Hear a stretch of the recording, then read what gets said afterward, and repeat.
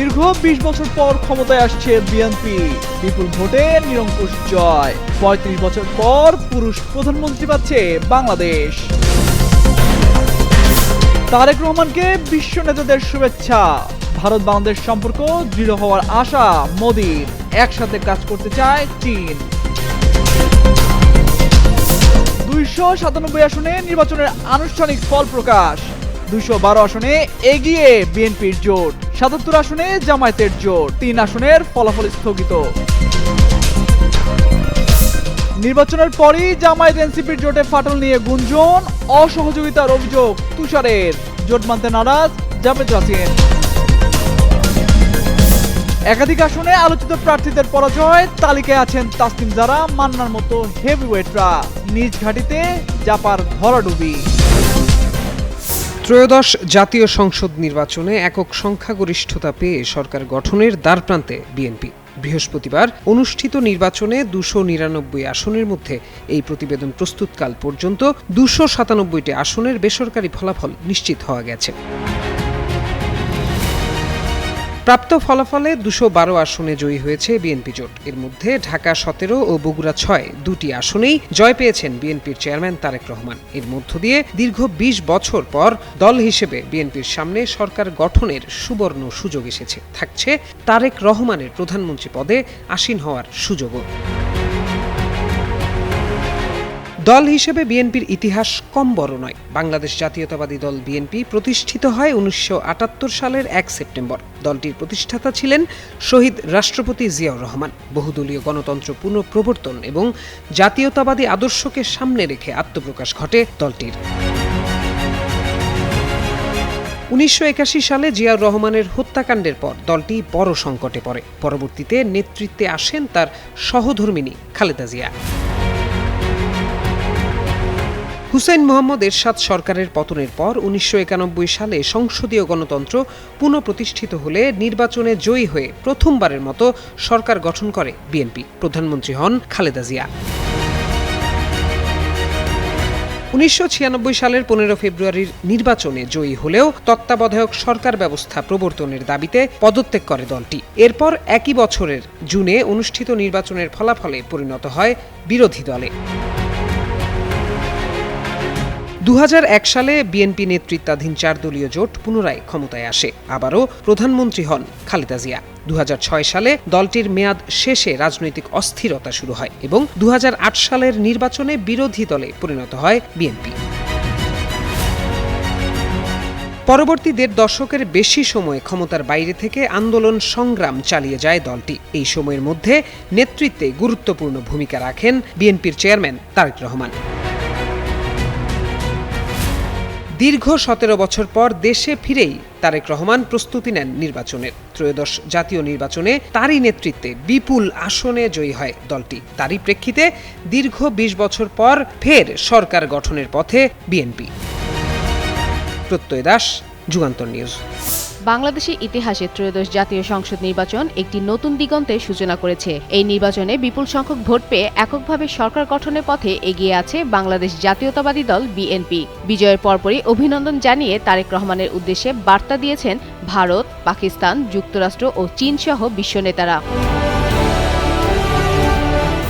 ভারতের প্রধানমন্ত্রী নরেন্দ্র মোদী নিজের ভেরিফাইড ফেসবুক আইডিতে তারেক রহমানকে শুভেচ্ছা জানিয়ে বলেন, এই বিজয় বাংলাদেশের জনগণের তারেক রহমানের প্রতি গভীর আস্থা ও বিশ্বাসের প্রতিফলন। তিনি আশা প্রকাশ করেন, ভবিষ্যতে ভারত বাংলাদেশ সম্পর্ক আরও দৃঢ় হবে এবং যৌথ উন্নয়নের লক্ষ্যে দুই দেশ একযোগে কাজ করবে। একই সাথে আরেক প্রতিবেশী দেশ পাকিস্তানের প্রেসিডেন্ট আসিফ আলী জারদারি ও প্রধানমন্ত্রী শাহবাজ শরীফও বিএনপি বিজয়ের জন্য অভিনন্দন জানান। জারদারি বলেন, বাংলাদেশের জনগণ একটি সুফল ও শান্তিপূর্ণ নির্বাচন আয়োজন করেছে এবং পাকিস্তান গণতান্ত্রিক অংশীদারিত্বের প্রতি তার দৃঢ় সমর্থন পুনর্ব্যক্ত করেছে। প্রধানমন্ত্রী শাহবাজ শরীফ তার বার্তায় বলেন, বাংলাদেশের নতুন নেতৃত্বের সঙ্গে ঘনিষ্ঠভাবে কাজ করার প্রত্যাশা রাখছি এবং দক্ষিণ এশিয়া ও এর বাইরের শান্তি ও স্থিতিশীলতার জন্য এই সম্পর্ককে গুরুত্বপূর্ণ বলে মনে করছি। যুক্তরাষ্ট্রের পক্ষ থেকেও বিএনপি এবং তারেক রহমানের বিজয়ের জন্য শুভেচ্ছা জানানো হয়েছে। ঢাকার মার্কিন দূতাবাস তাদের ফেসবুক পেজে লেখেন, সফল নির্বাচন আয়োজনের জন্য বাংলাদেশের জনগণকে অভিনন্দন। যুক্তরাষ্ট্র বাংলাদেশের সঙ্গে সমৃদ্ধ ও নিরাপত্তার অভিন্ন লক্ষ্য বাস্তবায়নে কাজ করতে আগ্রহী। এছাড়া চীনও তাদের শুভেচ্ছা জানিয়ে বাংলাদেশের সঙ্গে সম্পর্ক আরও শক্তিশালী করার ইচ্ছা প্রকাশ করেছে, যার ফলে দক্ষিণ এশিয়া ও আন্তর্জাতিক স্তরে বিএনপি বিজয় একটি কূটনৈতিক বিজয় হিসেবে বিবেচিত হচ্ছে। একই সাথে মালয়েশিয়ার প্রধানমন্ত্রী আনোয়ার ইব্রাহিমও বিএনপির বিজয়ে অভিনন্দন জানিয়েছেন। তিনি বলেন, এ জয় গণতন্ত্রের বিজয় এবং বাংলাদেশের জনগণ প্রতিকূলতার অতিক্রম করে ব্যালটের মাধ্যমে তাদের মতামত প্রকাশ করেছে, যা দেশটি গণতান্ত্রিক চর্চাকে আরও শক্তিশালী করবে। আনোয়ার ইব্রাহিম তার প্রিয় বন্ধু মোহাম্মদ ইউনূসের প্রতি কৃতজ্ঞতা জানিয়ে বলেন, গণতান্ত্রিক প্রক্রিয়া সুষ্ঠুভাবে সম্পন্ন করতে তার নেতৃত্ব গুরুত্বপূর্ণ ভূমিকা রেখেছে। ফাতেমা ফাতেহজান, যুগান্তর নিউজ। ৫ আগস্ট দেশের রাজনৈতিক পট পরিবর্তনের পর ত্রয়োদশ জাতীয় সংসদ নির্বাচন নিয়ে রাজনৈতিক দল ও মানুষের আগ্রহের জায়গা ছিল সবচেয়ে বেশি। ভোটারদের অংশগ্রহণ আর প্রশাসনিক কড়াকড়ির মধ্য দিয়ে সম্পূর্ণ হয় ভোট গ্রহণ পর্ব। ভোট গণনার পর অবশেষে নির্বাচনের আনুষ্ঠানিক ফলাফল ঘোষণা করেছে নির্বাচন কমিশন ইসি। শুক্রবার আগারগাঁওয়ের নির্বাচন কমিশন সচিবালয়ে আয়োজিত এক অনুষ্ঠানে ২৯৭টি আসনের আনুষ্ঠানিক ফল ঘোষণা করা হয়। ইসি সচিব ২৯৯টি আসনের মধ্যে ২৯৭টি আসনের ফল ঘোষণা করে জানান, ২৯৯ আসনের মধ্যে ২৯৭ আসনের ফলাফলে বিএনপি ২০৯টি আসন এবং বাংলাদেশ জামায়াত ইসলামী এককভাবে পেয়েছে ৬৮টি আসন। এছাড়া জামায়াত নেতৃত্বাধীন ১১ দলীয় নির্বাচনী জোটের সঙ্গী জাতীয় নাগরিক পার্টি এনসিপি পেয়েছে ৬টি আসন। আরেক জোট সঙ্গী বাংলাদেশ খেলাফত মজলিস ২টি আসন, খেলাফত মজলিস পেয়েছে ১টি আসন। ইসি সচিব আখতার আহমেদ জানান, নির্ধারিত আইনি প্রক্রিয়া মেনে এসব আসনের ফল চূড়ান্ত করা হয়েছে, তবে আইনি জটিলতার কারণে চট্টগ্রাম ২ ও চট্টগ্রাম ৪ আসনের ফলাফল আপাতত স্থগিত রাখা হয়েছে। এই ২ আসনের বিষয়ে কমিশনের প্রয়োজনীয় তদন্ত ও কার্যক্রম শেষে পরবর্তী সময়ে সিদ্ধান্ত জানানো হবে। গতকাল আদালত ও নির্বাচন কমিশনের নির্দেশে ৩টি আসনের ফল স্থগিতের বিষয়ে চিঠি জারি করেছিল নির্বাচন কমিশন। এর মধ্যে শেরপুর ২ আসনের ফলাফল ঘোষণা করা হলেও আপাতত এর গেজেট প্রকাশ না করার সিদ্ধান্ত নিয়েছে কমিশন। অন্যদিকে চট্টগ্রামের ওই ২ আসনে আইনি লড়াই চলমান থাকায় চূড়ান্ত বিজয়ীর নাম ঝুলে আছে। ইসি সচিব তার বক্তব্যে সফলভাবে দায়িত্ব পালনের জন্য সংশ্লিষ্ট সকল কর্মকর্তা, আইন শৃঙ্খলা বাহিনী ও গণমাধ্যম কর্মীদের প্রতি কৃতজ্ঞতা প্রকাশ করেন। ত্রয়োদশ জাতীয় সংসদ নির্বাচনে ভোট গ্রহণ শেষের পরই নতুন মোড় নেয় রাজনীতি। বাংলাদেশ জামায়াত ইসলামের বিরুদ্ধে একের পর এক অভিযোগ তোলেন জাতীয় নাগরিক পার্টির শীর্ষ নেতারা। নির্বাচনী মাঠে সহযোগিতার প্রতিশ্রুতি থাকলেও জামায়াতের পক্ষ থেকে এনসিপিকে কোনো সহযোগিতা না করার অভিযোগও তোলা হয় দলের পক্ষ থেকে। নির্বাচনের পরপরই প্রকাশ্যে এসব অভিযোগের পর প্রশ্ন ওঠে, তবে কি ফাটল ধরছে জামায়াত এনসিপির সম্পর্কে? নির্বাচনী ময়দানে এনসিপির বড় অভিযোগ ছিল জামায়াতের আর্থিক সহযোগিতা। এনসিপির প্রার্থীরা জানান, প্রতিটি আসনে জোট শরিকদের জামায়াতের পক্ষ থেকে সহযোগিতার কথা থাকলেও বাস্তব চিত্র ছিল উল্টো। এনসিপির প্রার্থীরা প্রচার সামগ্রী ও কার্যালয় পরিচালনার ন্যূনতম খরচটুকুও পাননি।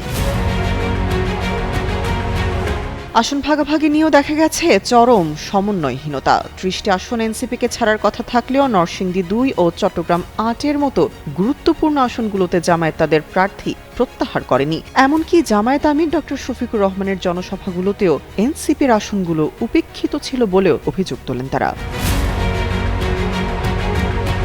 এনসিপি নেতারা নিজ আসনে হারার পেছনে জামায়াতের স্থানীয় নেতৃবৃন্দের অসহযোগিতাকেই মূল কারণ হিসেবে দায়ী করছেন। সবশেষ এনসিপি নেতা সরোয়ার তুষার হেরে যাওয়ার পর ফেসবুকে জামায়াতের স্থানীয় নেতৃবৃন্দকে দায়ী করে পোস্ট করেছেন।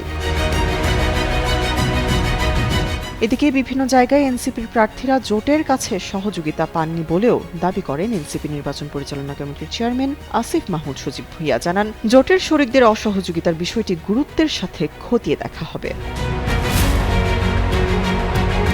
এদিকে জামায়াত এনসিপি জোটে ফাটলের ইঙ্গিত দেন জাবেদ রাশিন। জোটের ফাটল ইস্যুতে এনসিপির যুগ্ম আহ্বায়ক মনিরা শারমিনকে একাধিকবার ফোন দেওয়া হলেও তার সাথে যোগাযোগ করা সম্ভব হয়নি। তামান্না তাবাসসুম ত্রিয়া, যুগান্তর নিউজ। দেশের ইতিহাসে অনন্য নজির স্থাপন করেছে ত্রয়োদশ জাতীয় সংসদ নির্বাচন। এবার প্রথমবারের মতো একসাথে গণভোট ও সংসদ নির্বাচনের ব্যালটে সিল দেন ভোটাররা। একই সাথে দেশের ইতিহাসের দীর্ঘ ৩৫ বছরের রেকর্ড ভেঙেছে এবারের নির্বাচন। প্রায় 3 যুগ পর পুরুষ প্রধানমন্ত্রী পাচ্ছে বাংলাদেশ। ত্রয়োদশ জাতীয় সংসদ নির্বাচনে বেসরকারি ফলাফলের নিরঙ্কুশ জয় পেয়েছে বাংলাদেশ জাতীয়তাবাদী দল ও তাদের জোট। ঘোষিত ফল অনুযায়ী বিএনপি নেতৃত্বাধীন জোট 210টি আসনে জয়লাভ করেছে। এর মধ্যে দিয়ে বিএনপির নেতৃত্বাধীন নতুন সরকার গঠনের পথ সুগম হয়েছে। দলটির চেয়ারম্যান তারেক রহমান সরকারের নেতৃত্ব দেবেন বলে দলীয় সূত্রে জানা গেছে। এতে করে প্রায় 35 বছর পর আবারও একজন পুরুষ প্রধানমন্ত্রী পেতে যাচ্ছে বাংলাদেশ। ইতিহাস বলছে সবশেষ 1988 সালে প্রধানমন্ত্রী ছিলেন কাজী জাফর আহমেদ। 1990 সালের পর থেকে দেশে আর কোনো পুরুষ প্রধানমন্ত্রীর দায়িত্ব পালন করেননি। হোয়াইট প্লাস প্রো সেনসিটিভ স্কয়ারের মাঠের বাইরেও তো আমরা এভাবে দেশপ্রেম দেখাতে পারি। দীর্ঘ সময় ধরে বিএনপির সাবেক চেয়ারপারসন খালেদা জিয়া ও আওয়ামী লীগ সভাপতি শেখ হাসিনা সরকার প্রধান হিসেবে দায়িত্ব পালন করেছেন। সংসদীয় সমীকরণ বাংলাদেশের সরকার গঠনের জন্য 300টি সংসদীয় আসনের মধ্যে অন্তত 151টি আসনের জয়ের প্রয়োজন হয়। বেসরকারি ফলাফল অনুযায়ী বিএনপি এককভাবেই সেই সংখ্যা অতিক্রম করেছে। অন্যদিকে এবারই প্রথমবারের মতো সংসদে প্রধান বিরোধী দল হতে যাচ্ছে জামায়াত ইসলামের নেতৃত্বাধীন 11 দলীয় জোট। এর আগে জামায়াত বিএনপি নেতৃত্বাধীন জোটের অংশ হিসেবে সরকার ও বিরোধী দলে থাকলেও এবারই প্রথম তারা প্রধান বিরোধী শক্তির মর্যাদা পেতে যাচ্ছে। এদিকে বিজয় উদযাপন ঘিরে কোনো ধরনের মিছিল না করার নির্দেশনা দিয়েছে বিএনপি। দলের প্রেস উইং জানিয়েছে নিরঙ্কুশ বিজয় উপলক্ষে বাদ জুমা সারা দেশে শুকরিয়া আদায় করে বিশেষ দোয়া করা হবে। অন্যান্য ধর্মীয় উপাসনালয়েও প্রার্থনার আয়োজন করা হবে। তামজিদ মির্জা, যুগান্তর নিউজ। উৎসব মুখর পরিবেশে শেষ হয়েছে ত্রয়োদশ জাতীয় সংসদ নির্বাচন। কার্যক্রম স্থগিত দল আওয়ামী লীগ ভোট বর্জনের ডাক দিলেও সাড়া মেলেনি। বরং আওয়ামী লীগের দুর্গখ্যাত গোপালগঞ্জে হয়েছে বিএনপির জয়। জেলার 3টি সংসদীয় আসনে বিজয়ী হয়েছেন বিএনপি মনোনীত প্রার্থীরা।